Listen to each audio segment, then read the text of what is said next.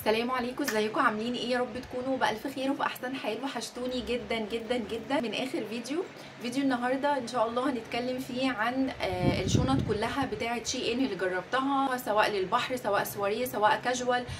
كل الانواع اللي انا جربتها هتكلم عنها بكل تفصيله، وهنبدا من القديم للجديد لان في حاجات عندي بقالها سنين وهنشوف الكواليتي بتاعتها ولما بتقعد ايه اللي بيحصل والكلام ده كله.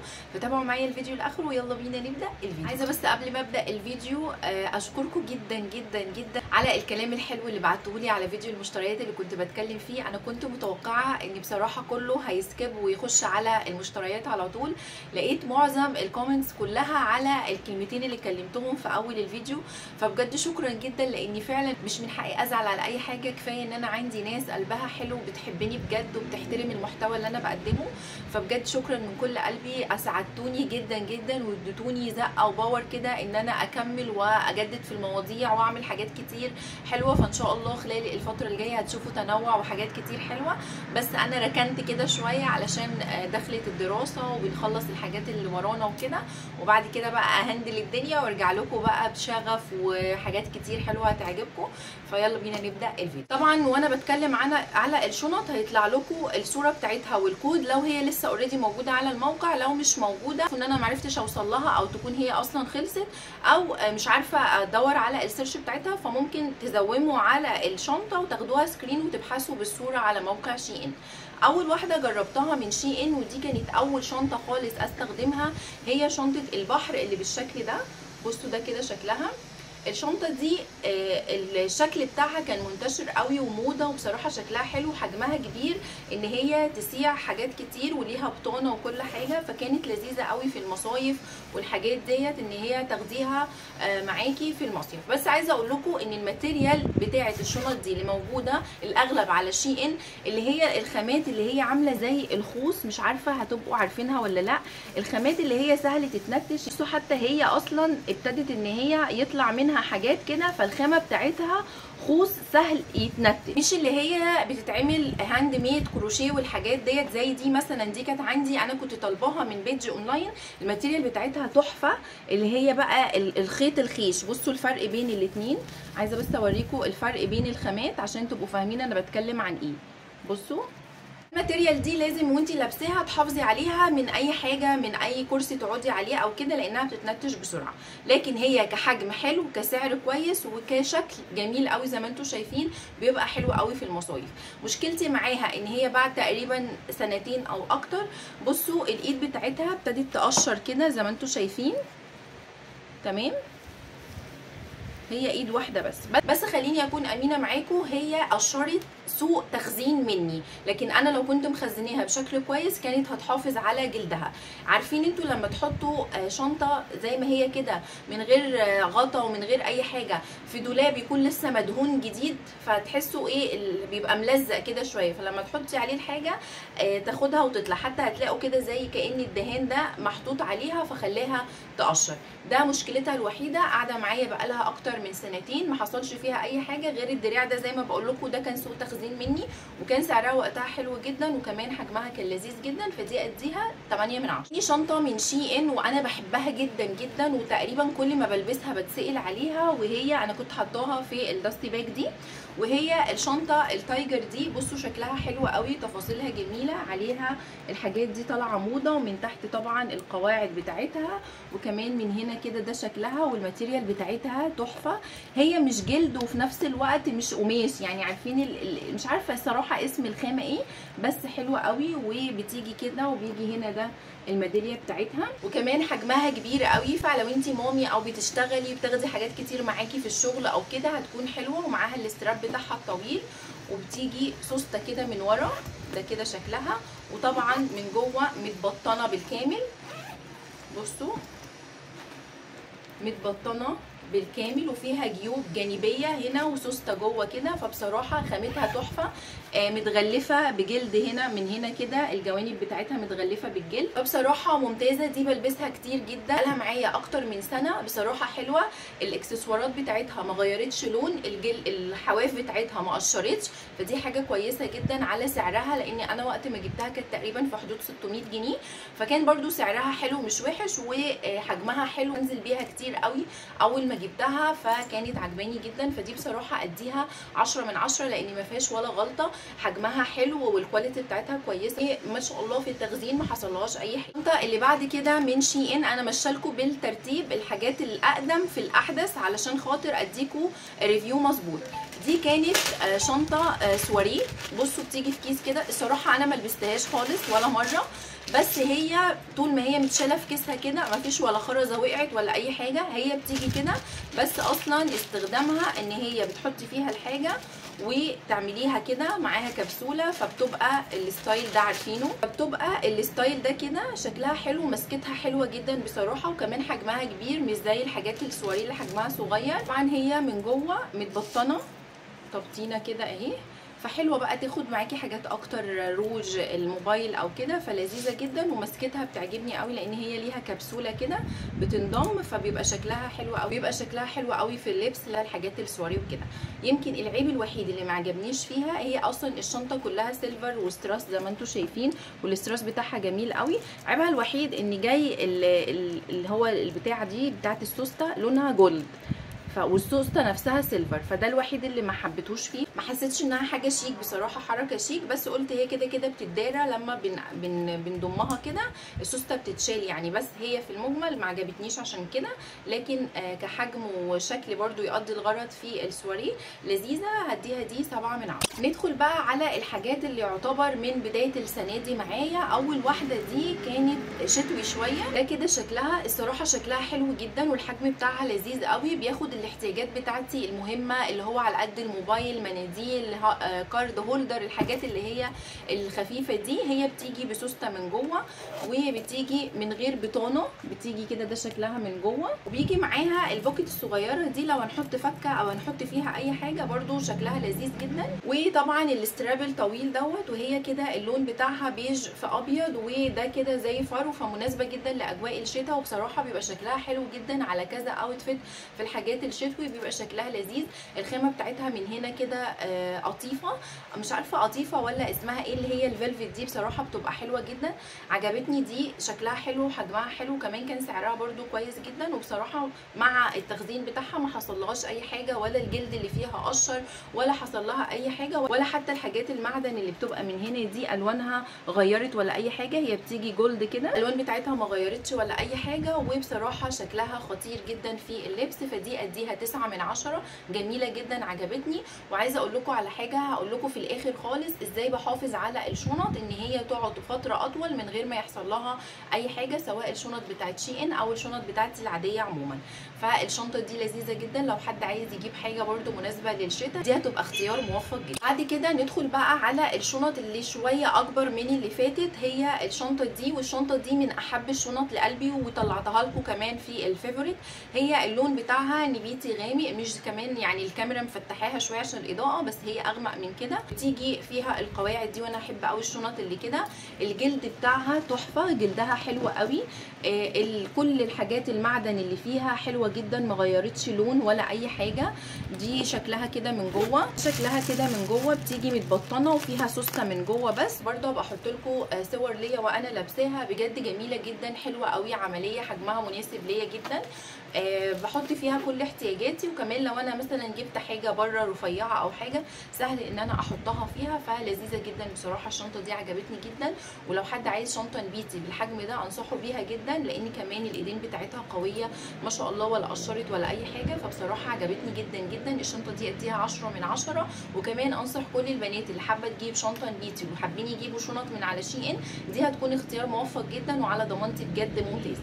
الشنطه اللي بعد كده من شي ان هي الشنطه اللي شكلها كده، الشنطه دي برده حجمها حلو جدا، لونها بالنسبه لي ممتاز. اول ما جات لي انا كنت طالباها على اساس ان هي تبقى على ابيض شويه، هي جت على اوف وايت، مش حتى بيج، يعني مش بيج قوي ومش بيج غامق ومش بيج فاتح، هي اوف وايت، نقول اوف وايت شويه.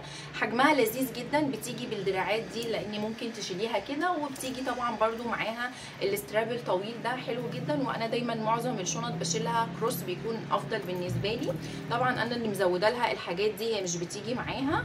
وده كده شكلها من جوه برده، ده كده شكل السوست بتاعتها. الشنطه دي من جوه بصوا ده شكلها كده، حاطه فيها مناديل، هي مش متبطنه، هي بتيجي كده بس حجمها من جوه حلو، بيشيل حاجات كتير قوي. وده كده برده الجلد بتاعها عن قرب عشان تكونوا شايفينها.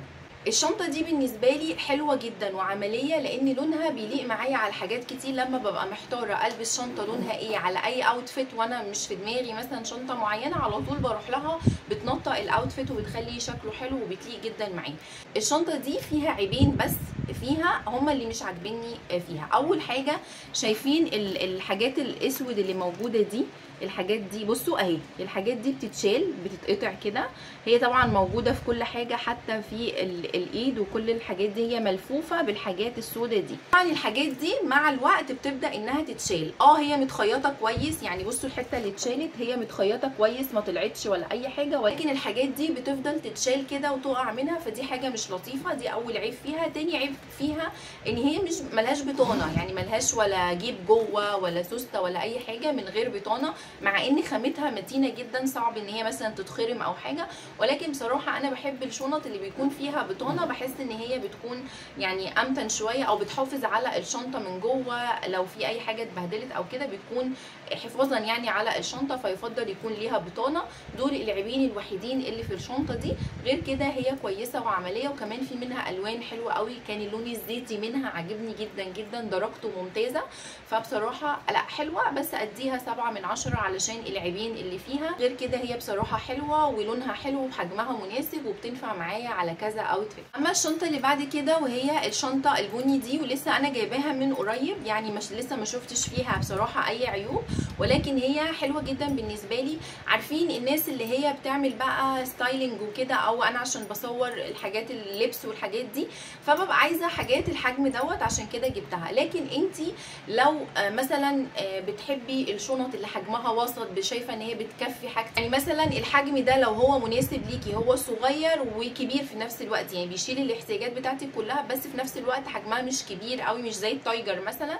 فشوفوا الفرق بين دي وبين دي، هتلاقي ان دي صغير مش هياخد حاجتك كلها، لكن دي هتلاقيها بتكفي الحاجات بتاعتك. فحاولي ان انت لما تيجي تختاري ما تختاريش بناء على الشكل، اختاري بناء على الحجم او احتياجاتك وانت خارجه بتكون ازاي. زي ما انتم عارفين الفتره الاخيره انا بقيت اخد حاجات صغيره، فبقى بالنسبه لي حجم الشنط الصغير ده ممتاز بالنسبه لي، يا دوب على قد المفاتيح، المحفظه، المناديل، الحاجات دي، ولو هاخد اي لب جلاس ولا حاجه.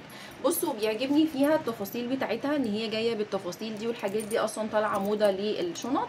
وكمان ده كده شكلها من جوه بصراحه عجبني جدا، ده كده تفاصيلها، والبطانه بتاعتها حلوه جدا ونضيف، وبيجي معاها الستراب بتاعها الطويل، بيبقى شكلها لذيذ جدا جدا في اللبس. وكمان لونها البني الممتاز، هي فيها زي لمعه كده مش مط، هي الماتيريال بتاعتها فيها لمعه كده، وعلى فكره في منها على الموقع مط، فبصراحه لذيذه جدا في اللبس. دي اديها 9 من 10 لان حجمها مش كبير قوي، ولكن بيكفي احتياجاتي انا كاسماء. لكن انت زي ما قلت لك لو انت بتفكري تجيبيها، فكري الاول في الحجم، هل هو هيبقى مناسب ليكي او لا. وعايزه اقول لكم على حاجه، يعني انا قلت بعد مثلا ما الاقي ان الحاجات دي مدتها ادمت، او ان هي ما بقتش شغاله او كده، دي مجرد ما نشيل منها الاستراب دوت ونشيل منها التفاصيل دي، ممكن تنفع شنطه ميك اب تحطي فيها حاجتك وانت مسافره، هتكون لذيذه وشكلها حلو قوي. فبصراحه عجبتني علشان احنا ممكن نقدر نستخدمها في اكتر من حاجه. كمان الحاجات المعدن اللي فيها برده ما غيرتش لون ولا اي حاجه، بقى لها معايا حوالي شهرين دلوقتي او 3، ما غيرتش لون ولا اي حاجه، وبلبسهم كتير جدا وبنوع فيهم، ما غيروش ولا الجلد قشر ولا اي حاجه. فبرده ده كريفيو كده مبدئي عن الحاجات اللي لسه جديده، هي حلوه جدا وشغاله معايا. على الشنطه اللي بعد كده، وهي شبه اللي فاتت شويه بس على اسطواني كده شويه، برده ده شكلها اكتر حاجه شدتني فيها، شكل السوست بتاعتها وطبعا لونها، لان انا بحب جدا التنوع في الوان الشنط. ممكن تكوني لابسه اللبس بتاعك بيزك قوي، حاجه عاديه خالص، بنطلون وشميز مثلا، وتحطي عليه شنطه وشوز يقلبوا شكل الاوتفيت خالص طبعا مع الاكسسوارز، فبيخلوا شكل الاوتفيت مميز كده وشكله حلو. بتتفتح كده وبرده متبطنه من جوه، وبتاخد برده كل الحاجه بتاعتي، فبتكون برده لذيذه قوي في المشاوير السريعه او كده. وطبعا برده ليها قواعد من تحت، اللي قبليها ما كانش ليها القواعد دي، والاستراب بتاعها الطويل. وبصراحه اللون بتاعها الاصفر الحلو اللي ما يوجعش العين، ولذيذه جدا. كل ما البسها بتبقى مميزه قوي، والاقي الناس حتى لو محدش سالني عليها بلاقي عيونهم على الشنطه وانا ماشيه ان هي قد ايه مميزه ومختلفه بصراحه، فعشان كده عجبتني قوي. والخامه بتاعتها حلوه جدا، الجلد بتاعها حلو جدا بصراحه. فبصوا جوده الجلد ده بتبقى جميله جدا يعني، ولا قشرت ولا اي حاجه برده الحمد لله. برده السوست والحاجات دي ما غيرتش لون، بس هنشوف بعد الوقت يعني بعد ما تقعد معايا وقت هي واللي قبلها، لو غيروا لون او حصل لهم حاجه هطلع برده اقول لكم رايي فيهم. بس بشكل مبدئي على شنط شي ان الصراحه جميله، عندهم فرايتي كتير جدا مش بنشوفها بره. وزي ما قلت لكم باكد تاني على فكره ان الاسعار على شي ان بصراحه بتبقى كويسه، بالذات للحاجات اللي هي المختلفه او كده اللي صعب نلاقيها بره. فبحس ان هم فعلا حاجات مميزه وسعرهم اقل بكتير حتى من اللوكال براندز اللي عندنا هنا. فالشنطه دي بصراحه اديها برده 9 من 10، شكلها جميل قوي وحلوه ولذيذه ومميزه كده في اللبس. ندخل على اخر شنطه والذ شنطه بالنسبه لي، وهي بجد مميزه جدا جدا عند شي ان. الشنطه اللي اليد بتاعتها على شكل دبوس كده. اولا اللون بتاعها حلو قوي، اللون بتاعها اللي هو مش البني الغامق زي اللي هي دي، فرق بين اللونين هنا، دي بني غامق ودي بني اللي هو اللي مدي على جملي كده شويه. شكلها مميز قوي وشكلها جميل وحجمها حلو قوي، وفيها برده سوسته من جوه ومتبطنه. فالشنطه دي الصراحه اللي يمسكها تحس ان هو كده حد مميز فعلا وفريد كده في اللبس بتاعه، فبصراحه عجبتني قوي. بتتمسك كده او ممكن كمان نمسكها عادي كده، يعني نمسكها باي طريقه وهي معاها ستراب بتاعها اللي هو ده. برضو الكواليتي بتاعته حلوه، مش بلاستيك، هي معدن الحمد لله. يعني انا ما شفتش ان هم غيروا لون ولا حاجه، بس زي ما قلت لكم الحاجات دي لسه جديده، ما شفتش مع الاستخدام عامله ازاي. بس في المجمل شكلها حلو يعني. انا ولا مره نزلت تحت في المحلات شفت شنطه مثلا بالشكل ده او بالماتيريال دي. بصوا الخامه حلوه قوي، الخامه بجد حلوه قوي. فالشنطه دي جميله جدا، اديها 10 من 10. لما بلبسها واحطها على اي اوتفيت كده بحس انها بتنقله في حته ثانيه وبتخليه شكله شيك قوي ومميز. فخطيره جدا جدا، عجبتني الصراحه، والماتيريال بتاعتها حلوه. وبرده مقارنه بالحاجات اللي بره كان سعرها في المتناول. يعني عايزه اقول لكم ان في شنط دلوقتي برده سعرها حلو، انا ابتديت ان انا ادور والاقي محلات كويسه. واكيد شفتوا اللي هو الشورت ريل اللي انا نزلته بتاع الشنط والحاجات دي، بس يعني بيبقى نادرا بقى لما تلاقي محل زي كده فيه الحاجه اللي انت عايزاها. لكن على شيء انه انت بتقلبي بتلاقي اشكال وانواع من الحاجات اللي انت ممكن تحسي انها عجباكي او بترضي ذوقك يعني. وكمان الوان كتير، يعني انا ممكن ادور على لون معين في شنطه صعب جدا ان انا الاقيه في المحلات، وافضل ادور كده ودرجه معينه او كده مش هعرف الاقيها بسهوله، لكن ممكن الاقيها على شي ان بكل سهوله. فدي الميزه على الموقع. في المجمل بصراحه كل الشنط اللي عندي اللي جبتها من شي ان انا راضيه عنهم جدا وبحبهم جدا كلهم، وبحب البسهم على طول وبنوع فيهم سواء احجام او اشكال او حتى الوان، بحبهم جدا وشايفه ان هم حاجه كويسه واسعارها كويسه مقارنه بالحاجات اللي بره. وكمان ما فيش حاجه مثلا قلشت مني او كده في اختياراتي من على شي ان، لاني بصراحه لما باجي اختار شنطه بالذات بحب جدا او اي قطعه من على شي ان طبعا بحب جدا ان انا اقرا الكومنتس بتاعت الناس واشوف الحاجه نفسها على الحقيقه مش بس في الصوره. فده بيخلي الموضوع عندي يعني موفق اكتر من ان انا اختار حاجه تيجي بكواليتي عشوائيه او بكواليتي شعبي او مش حلوه. فعشان كده معظم الحاجه بتيجي الحمد لله موفقه. فدي كل الشنط اللي انا جربتها من على شي ان. تعالوا بقى اقول لكم ازاي بحافظ على الشنط ان هي ما تبص بسهوله وتعيش وقت اطول طالما انا بحب الشنط. بصوا اكيد شفتوا خلال الفيديو وانا بصور لكم دايما بطلع الشنط من الداستي باك اللي زي كده. اي شنطه بيجي معاها داستي باك زي كده المفروض لما تيجي تستخدميها وتحطيها ترجعيها تاني في الشنطه بتاعتها.